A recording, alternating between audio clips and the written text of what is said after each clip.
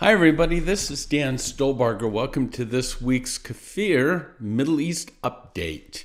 It is the week of May 8th, so I want to encourage you to make sure you grab the PDF PowerPoint that accompanies this presentation. It should just be a link on the YouTube page, or just go to our website at holygroundexploration.com.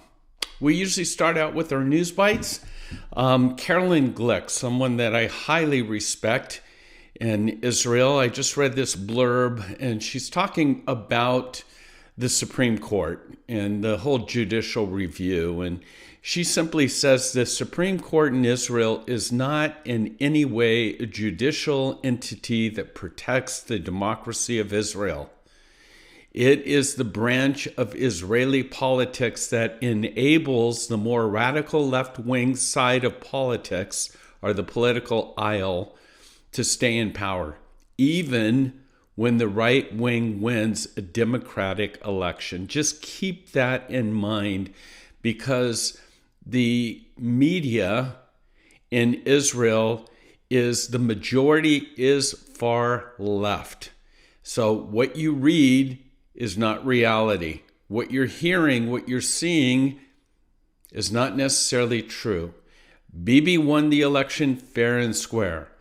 Last week we talked about the different protests, and the right-wing protests, up to 600,000 people in the streets protesting for judicial reform. And that media reported that it was somewhere between 100 and 200,000. That's the discrepancies that are going on. So just keep that in mind as you hear all the noise concerning Netanyahu's government and what's going on in Israel. Now, the National Unity Party, this is sort of center-left, Benny Gantz, said on Thursday that he would actually back Netanyahu taking a plea bargain in his criminal trials if he departed from political life. Bottom line, that ain't going to happen. The amount of the case against Netanyahu is so ridiculous. And knowing Bibi, there's no way that he's going to do that. Gantz is growing. We've talked about this in the past. His support is mushrooming, but this is not something that's going to happen. And then a reminder from Gaza. Israel dare not be distracted or divided internally. Keep in mind, it was just last week that over 100 projectile missiles were actually launched and fired into Israel. Okay? Over 100. Friends, we've talked about this often. How many rockets launched from either Canada or Mexico would the U.S. accept before coming down with an iron fist somewhere? 1? 10, 20, 100. There has been tens of thousands of rockets launched from Gaza into Israel, and the world wants Israel to sit on its thumbs and do nothing. That ain't going to happen. And finally, for the first time in modern history, there are now more practicing Muslims in France than practicing Christians. This is unprecedented. This is a major change that has been slowly boiling in hot water, and most of the West is simply ignorant or most likely just apathetic. So that's our news bites for the week. Now for our major articles, Bibi's coalition. Again, Ithamar Ben-Gvir, extreme right-wing person, is basically challenging Netanyahu concerning their policy. You know, there was just a massive Jordanian terrorist that was smuggling hundreds of arms across the border, and he was released back to Jordan because Jordan said they would take care of it. So there's been a couple things that have taken place that the extreme right is saying, Bibi, you can't straddle the fence. If we're going to be part of this coalition, the government must switch to a complete right-wing policy. And so there is questions, because if the extreme right pulls out, it's a thin margin of a majority for Netanyahu. And again, keep in mind, we've said this over the months,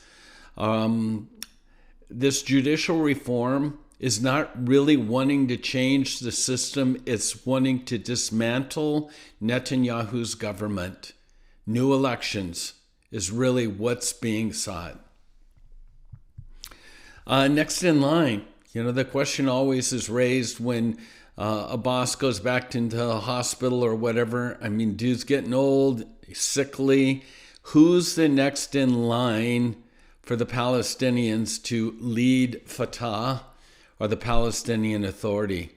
Believe it or not, the person that has the most support is Marwan Barghouti, who is serving, he's served 21 years in prison of 5 life sentences. If there were elections today, he would win. He would serve from what? Prison?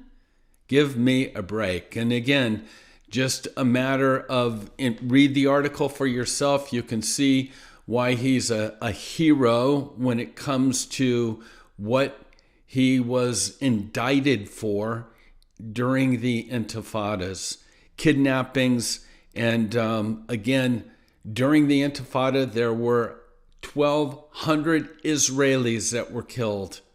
And so this guy is serving 5 life sentences. And again, if there were elections, hands down winner. That's your peace partner. This is entitled Jewish Hatred. The Israeli ambassador to the United States, Gilad Erdan, responded to a tweet from one of our congresswomen, Rashida Talib. And once again, the viral hatred, the anti-Semitism that's come out from Talib and others, and it's a growing, granted minority, but it's growing.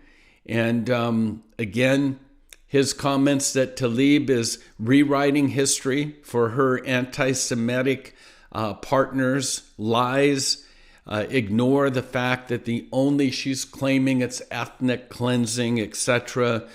Read the article for yourself, but we have to highlight this from time to time because this is taking place on our soil. Whether it's Rashida, Talib, or Omar, or whoever it may be, we want to keep track of this. These are our Congress people. The Iranian Nuclear Program is at a much more advanced stage than we probably can comprehend. The defense minister in Israel, Yoav Gallant, basically has said, this is his quote, so far Iran has gained materials enriched to 20% and 60% for 5 nuclear bombs.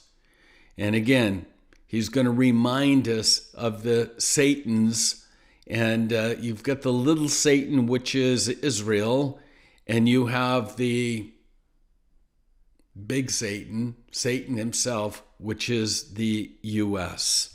And so the threat of the neighborhood bully here is, he goes on to say, every city in the United States, if Iran gets its arsenal, would be threatened. Every city in the United States. He goes on to say Iran is 50 North Koreas. It's not merely just the neighborhood bully for the Middle East, but it's like a dynasty that's insatiable in creating terror and fueling hatred. Again, who's at the top of the list? U.S. Who's next? Israel. And finally, our last article, it's an interesting new poll. I think I've shared this often that 20 or so years ago, when we first started going to Israel, when I met Israelis, there was not a whole lot of interest in classical religious locations, heritages, historical sites. But that seems to be switching. I think I shared that, many of my Israeli friends that are not believers at all could care less about the Temple Mount. Many, unfortunately, that are living in Tel Aviv don't care a whole lot about Jerusalem. Whatever it takes for peace, let's just do it. They want this, give it to them, whatever the case may be. Times are changing, and the polls indicate that there's a shift. So that places like Hebron, where you have the cave of Machpelah, where Abraham is buried, and the patriarchs and the matriarchs as well. Rachel's tomb outside of Bethlehem. The prophet Samuel's tomb. Ancient Shiloh. Shechem, Joseph's tomb. All of these places, percentage-wise, would be less of 10% of interest back 20 years ago. Now it's close to 50% of Israelis, secular even Israelis, that want these sites and want to visit and have free access to these sites. So the times, they are indeed a-changing. And finally, just our blurb of what's going on. We're heading out to Athens, to Greece, to Turkey, and to Rome in October. We only have a few seats left, so if this is something that would be interesting to you to visit 3 of the 7 churches in Turkey, that being Ephesus and Smyrna and Pergamos, and then from there, we'll wrap around on our way down to Athens and pick up Philippi and Thessalonica, Troas, Berea, Corinth. And then once we get to Athens, we'll fly to Rome. And so all the information's on our website. October 1st, I think through the 11th or the 12th, go to the website, get all the information. Like I said, to reserve, if you're interested, reserve your seat now, because I'm blessed and happy to see how many people have expressed interest, and those seats will go. So again, that's our journeys with Paul, and then of course our heartbeat, our DNA, Israel. Revealing Israel, our next tour for Israel is February 21st through March 1st. And can't wait to get back to the land. And all of that information as well for that tour is on our website. So with that, Shabbat, that's not Shabbat, I should say Shalom, God bless you, and remember to pray for the peace of Jerusalem.